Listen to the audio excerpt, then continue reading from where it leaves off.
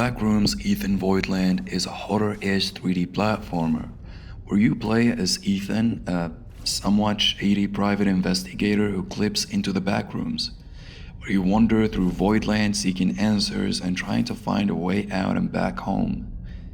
The story takes place in the very early days of the backrooms when they were newly discovered by the government. And the backrooms entities themselves are recent arrivals, so we get to see them before they become what they're known for.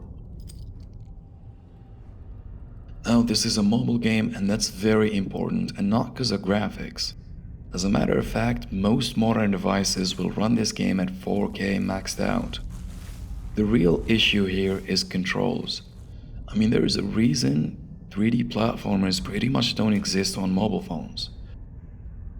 It can be real tricky to develop controls for a 3D platformer on a phone, and I wanted this game to be played with only 2 fingers in a comfortable position, and still feel like a game and not just a playable movie. Now that might seem problematic at first, but hear me out.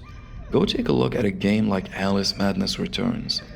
The entirety of the platforming sections are only played with a jumping button, and we're not talking about some mediocre game. Alice Madness is a masterpiece, the least to say. Another great example would be Mario 3D World. Take the power-ups out of the equation, and the whole game can only be played with the jumping button.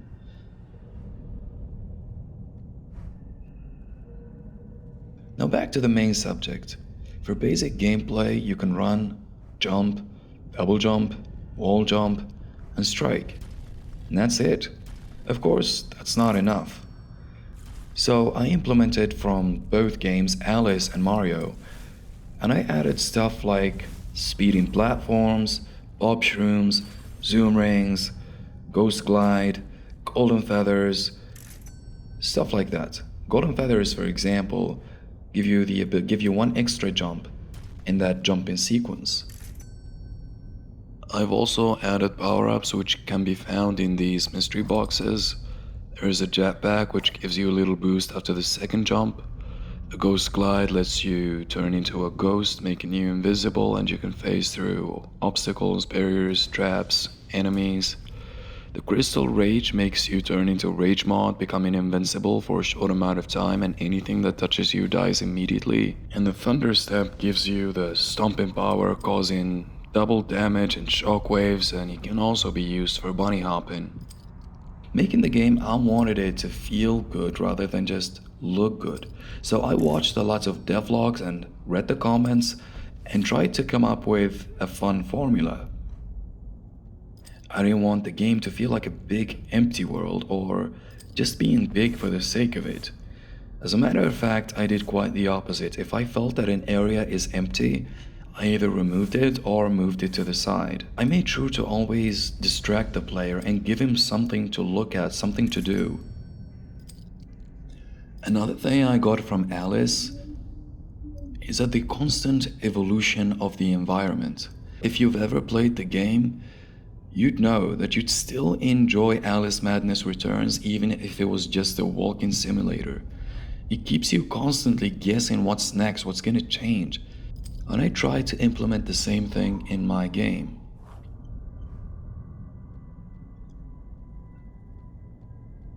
If you want the player to stay motivated and stay hooked to your game, the game must be satisfying.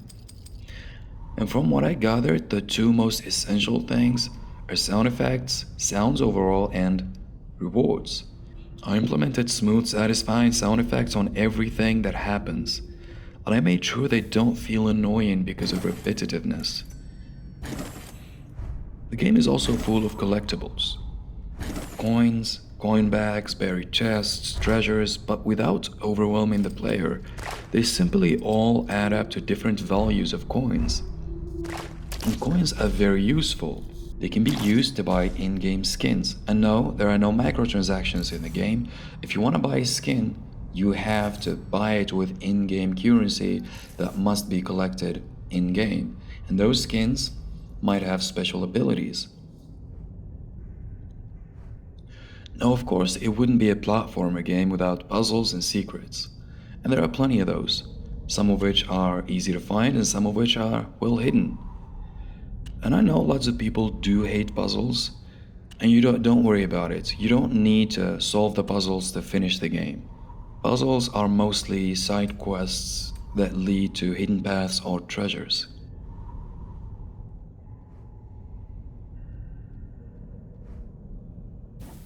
One thing I'd like to add about the vibe of the game, it is a horror game, but it's not a scary jump scares type of horror game. It's more of a relaxing horror game.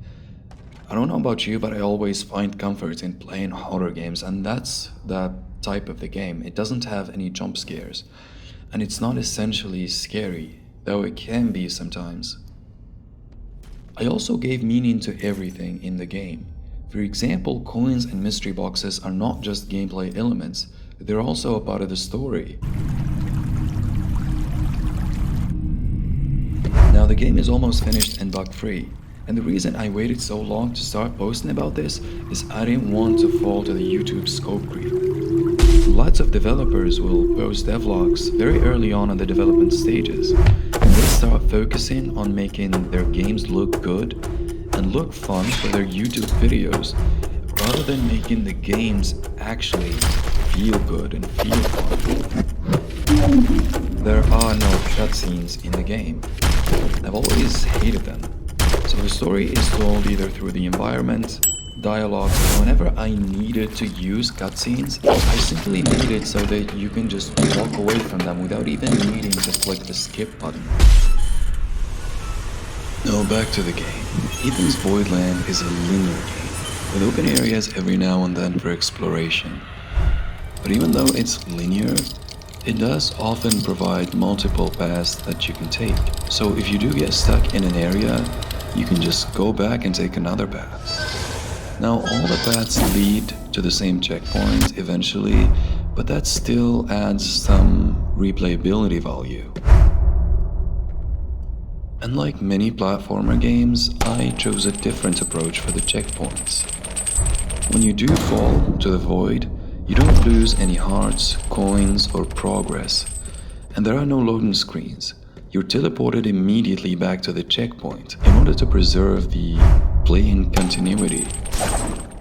And also, I feel like it's gonna be frustrating on a mobile device if you're constantly losing your progress.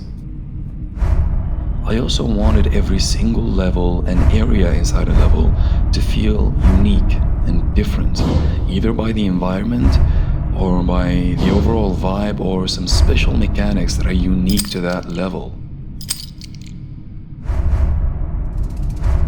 Difficulty-wise, the game follows a regular difficulty scheme, with few random chaotic difficulty spikes every now and then.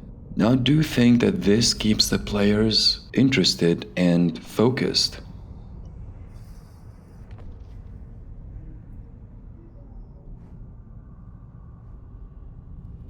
Now, even though the game takes place in the backrooms, I didn't want to make another generic backrooms walk-in sim. I wanted it to play and feel like both Alice and Mario, like a combination of both, and even Celeste. I took gameplay elements like the double jump-in and the power-ups straight from those two games. And the golden feather is straight from the Celeste diamond. But instead of giving you a dash, I chose to make it give you an extra jump on that jump-in sequence.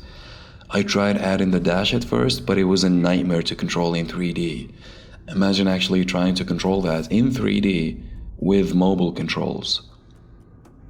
Now this game is not a very long one, and honestly, I'm fine with it. I want to make a good experience, not just a long one. And considering that I'm dropping the game for only $1, I think few hours are good enough. Now, as a final note, if you want me to add something to the game or remove something, if you have something to say about it, please do tell me in the comments. And if you like the game, make sure to follow me on YouTube and TikTok and drop a like.